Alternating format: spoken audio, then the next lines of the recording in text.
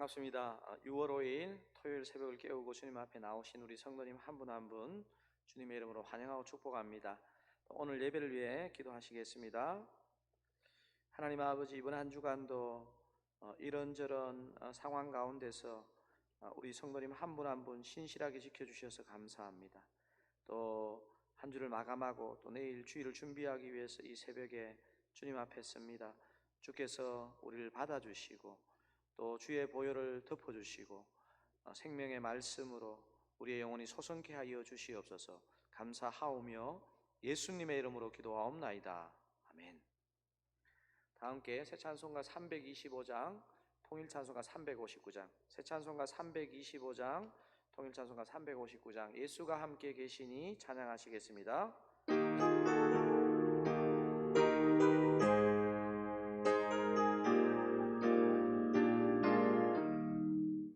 예수가 함께 계시니 시험이 오나 겁없네. 기쁨의 근원 되시는 예수를 위해 삽시다.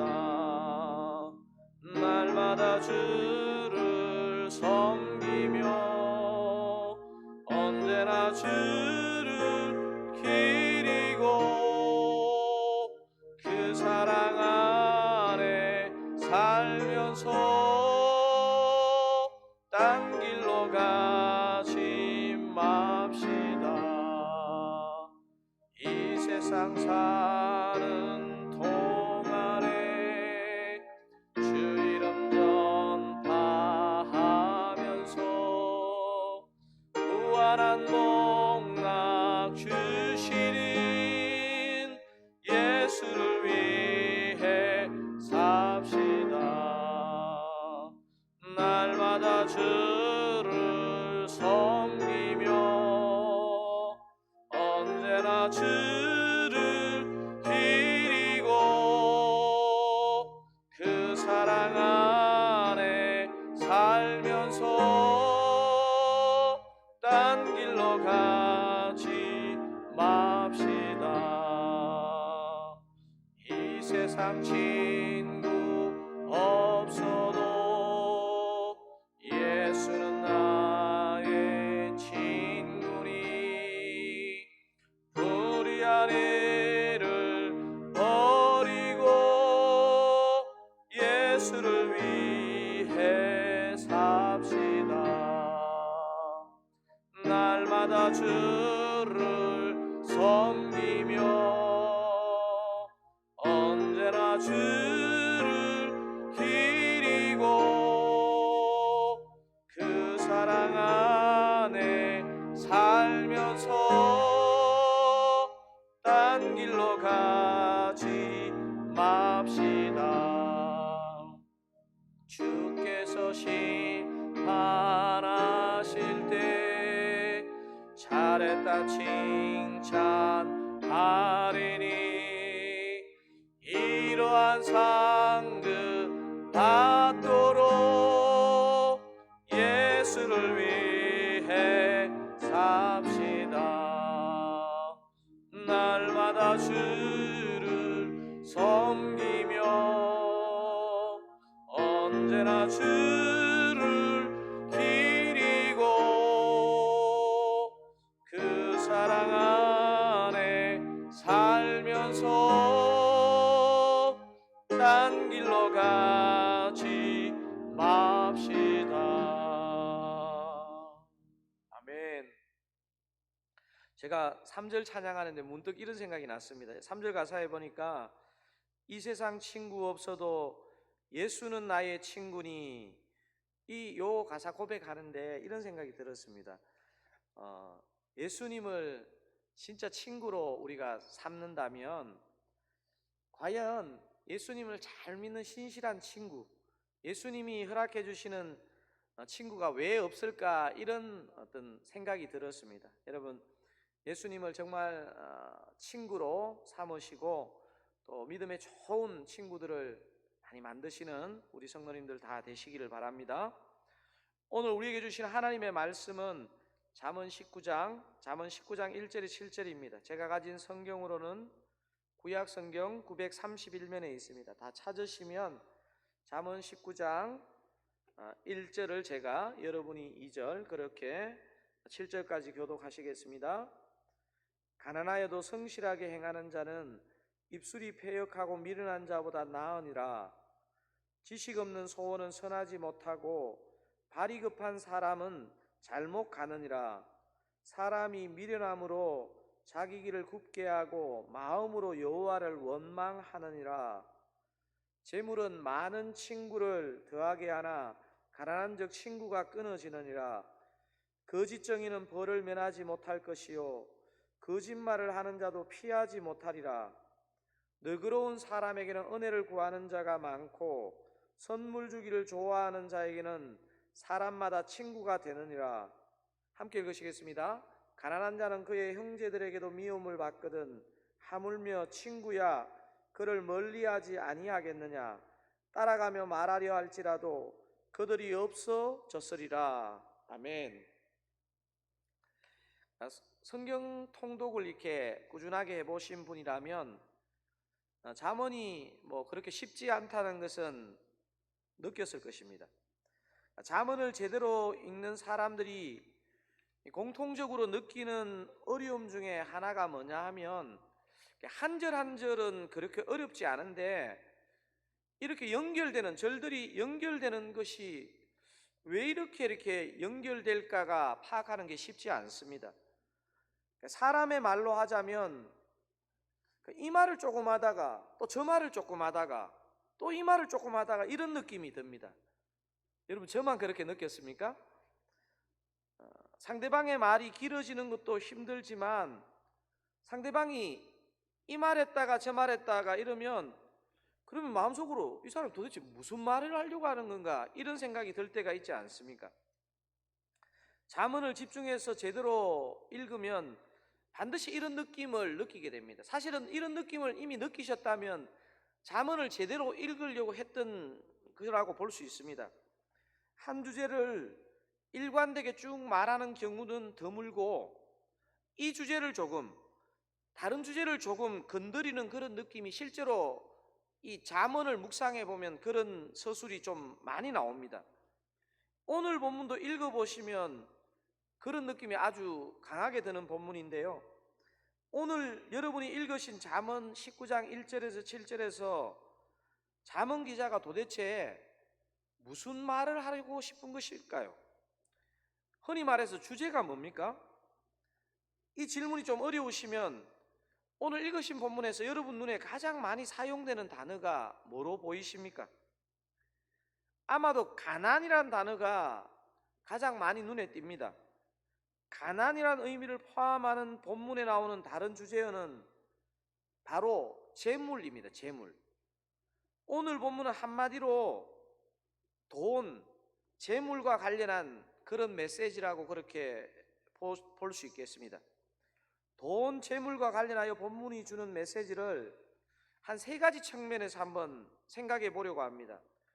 돈, 재물과 관련하여 오늘 본문 안에 모순되는 듯한 메시지가 1절과 4절에서 발견되는데요. 1절 먼저 그리고 4절 한번 읽어보도록 하겠습니다. 가난하여도 성실하게 행하는 자는 입술이 패역하고 미련한 자보다 나으니라.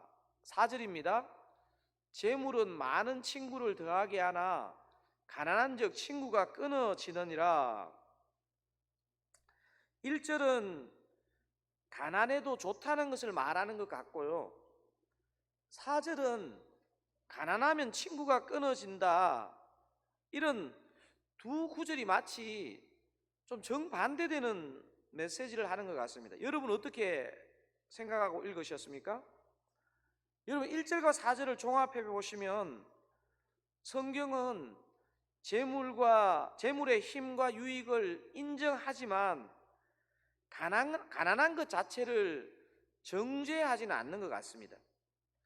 오늘 본문에서 두 가지는 돈을 버는 태도를 말하고 있고 한 가지 메시지는 돈을 쓰는 태도에 대해서 말하고 있습니다. 그러니까 오늘 돈과 관련해서, 재물과 관련해서 두 가지 메시지는 돈을 어떻게 벌어야 하는지, 한 가지 메시지는 돈을 어떻게 쓰는 게 좋은지에 대한 메시지라고 볼 수 있습니다. 여러분 1절과 2절을 통해 돈을 어떻게 벌어야 하는 것이 좋다고 잠언 기자는 말하는지 한번 1절 2절을 한번 다시 한번 읽어보겠습니다. 가난하여도 성실하게 행하는 자는 입술이 패역하고 미련한 자보다 나으니라. 지식 없는 소원은 선하지 못하고 발이 급한 사람은 잘못 가느니라.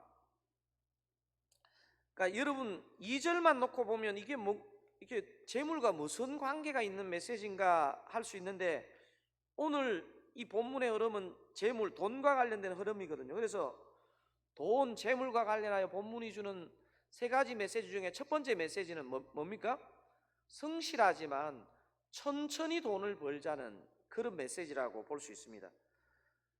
성경은 게으름에 대해서는 강하게 경계하지만 사실 서두름도 성경은 참 위험한 것으로 그렇게 경계합니다. 돈을 버는 문제에 있어서는 더욱 그러합니다. 돈 버는 문제와 관련하여 2절이 참 중요한데요, 다시 한번 제가 읽어보겠습니다. 지식 없는 소원은 선하지 못하고 발이 급한 사람은 잘못 가느니라. 사랑하는 성도님 여러분, 성실하지만 천천히, 그리고 지혜를 구하며 돈을 벌라고 오늘 잠언 기자는 얘기하고 있습니다. 돈을 버는 것과 관련하여 본문이 주는 두 번째 메시지는 5절에 나와 있습니다. 5절 같이 한번 읽어보겠습니다. 거짓 정의는 벌을 면하지 못할 것이요 거짓말을 하는 자도 피하지 못하리라. 여러분 방금 읽은 이 5절은 단순히 거짓말하지 말라는 말이 아니고 이게 재물과 관련된 문맥 속에 이 구절이 들어있다는 것을 여러분 생각하시면서 읽어야 됩니다. 그래서 돈, 재물과 관련하여 첫 번째 메시지가 성실하지만 천천히 돈을 벌라는 메시지라면, 두 번째는요 뭡니까? 정직하게 돈을 벌라는 것입니다. 한국도 지금은 상황이 많이 좋아졌지만 우리가 미국에서 이민생활 하면서 피부로 느끼는 것은요, 정직한 것이 성공하는 것이라는 것입니다. 엄밀하게 말하면 미국에서도 여전히 거짓과 얼렁뚱땅한 영역이 사람이 사니까 있지만, 그래도 사회 전체적으로 놓고 보면 정직하고 성실한 사람이 돈을 버는 사회입니다. 사랑하는 성도님 여러분, 오늘 잠언 19장의 메시지처럼 천천히, 또 오늘 두 번째 메시지처럼 정직하게 돈을 많이 버시면 좋겠습니다. 오늘 본문에는 돈을 버는 자세만을 다루고 있는 게 아니고 돈을 쓰는 중요한 자세 하나를 다루고 있습니다. 여러분 6절 7절 어떻게 돈을 쓰기를 잠언 기자가 말하고 있는지 한번 읽어보시겠습니다. 너그러운 사람에게는 은혜를 구하는 자가 많고 선물 주기를 좋아하는 자에게는 사람마다 친구가 되느니라. 가난한 자는 그의 형제들에게 미움을 받거든 하물며 친구야 그를 멀리하지 아니하겠느냐. 따라가며 말하려 할지라도 그들이 없어졌으리라. 여러분 앞에서 4절에서도 그랬지만 이 7절은요 잠언과 성경 전체의 어떤 구조를 놓고 봤을 때 가난한 것 자체를 정죄하거나 비난하는 내용은 아닙니다. 6절의 문맥을 고려할 때 돈을 쓰는 문제와 관련된 지혜를 주고 있다는 사실입니다. 그래서 오늘 이 돈과 관련한 세 번째 메시지는 뭡니까? 너그러이 돈을 쓰자는 것입니다. 너그러이 돈을 쓰자. 동양이나 서양이라 참 씁쓸한 단어가 있습니다. 인색함이라는 단어입니다. 인색함이라는 단어. 한국식으로 하면 구두쇠라는 단어 있지 않습니까? 구두쇠라는 단어. 돈을 잘 버는 것도 중요하지만 돈을 잘 쓰는 게 얼마나 중요한지 모릅니다. 오늘 본문 6절을 한 번 더 읽고 오늘 설교를 마치려고 합니다. 6절 같이 한번 읽어보시겠습니다. 너그러운 사람에게는 은혜를 구하는 자가 많고 선물 주기를 좋아하는 자에게는 사람마다 아이고 이때 딱 재채가 나오네요. 사람마다 친구가 되느니라. 여러분 성실하게, 정직하게, 또 천천히 돈을 잘 버시고 또 너그러이 충분히 돈을 잘 쓰시는 우리 서울장로교회 성도님들 다 되시기를 너그러우신 주님의 이름으로 축원드립니다. 우리 오늘 말씀을 한번 붙잡고 기도하시겠습니다. 돈과 재물과 관련하여 두 가지는 버는 것과 관련된 메시지, 하나는 쓰는 것과 관련된 메시지. 첫 번째 메시지는 성실하지만 천천히 돈을 벌자는 것이고, 두 번째 정직하게 돈을 벌자는 것입니다. 세 번째 너그러이 돈을 쓰자는 것입니다. 여러분, 이 메시지 기억하시면서 한번 합심하여 기도하시겠습니다. 주님 그렇습니다. 성실하지만 천천히 돈을 벌게 하시고 또 정직하게 돈을 벌게 하시고 우리 서울장로교회 성도님들, 우리 서울장로교회 재정에 차고 채워질 수 있기를 원합니다. 또한 그 번 돈을 너그러이 정말 인색하지 않게 잘 지혜롭게 쓰는 우리 성도님, 또 우리 서울장로교회 되게 도와주시옵소서. 오늘 하루도 그런 은혜 가운데 살기를 원합니다. 하나님 아버지, 오늘 돈, 재물과 관련한 지혜를 가르치셔서 감사합니다.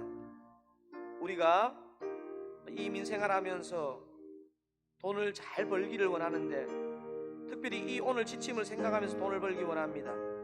성실하지만 천천히 돈을 버는 지혜를 허락하시고, 또 할 수만 있으면 정직한 방법으로 돈을 벌게 하옵소서. 또한 잘 번 돈을 잘 쓸 수 있도록 우리에게 너그럽고 풍족한 마음을 주셔서 또 쓰는 것을 통해서 많은 사람이 은혜와 혜택을 누릴 수 있도록 도와주시고, 우리 서울 장로교회가 주님의 축복 가운데 재정이 차고 넘쳐서 정말 이 땅의 어려운 교회와 어려운 사람들을 위해서 잘 쓰는 교회로 사용해 주시기를 원합니다. 감사합니다. 예수님의 이름으로 기도하옵나이다. 아멘.